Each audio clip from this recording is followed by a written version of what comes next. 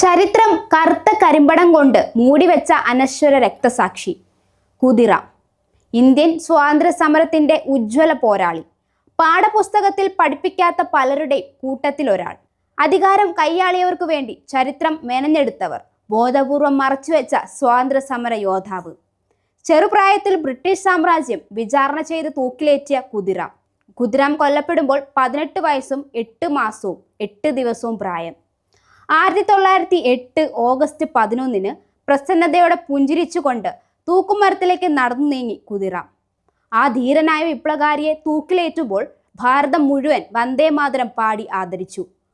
മരണഭയമില്ലാതെ തൂക്കുകയറിനെ ചുംബിച്ച് നെഞ്ചുവിരിച്ച് ഉയർന്ന ശിരസോടെ മരണം വരിച്ച ആ യുവാവിന്റെ മരണവാർത്ത പാശ്ചാത്യ മാധ്യമങ്ങൾ പോലും റിപ്പോർട്ട് ചെയ്തിരുന്നു. ധീരനായ അത്ഭുത ബാലൻ എന്നാണ് അവർ വിശേഷിപ്പിച്ചത്.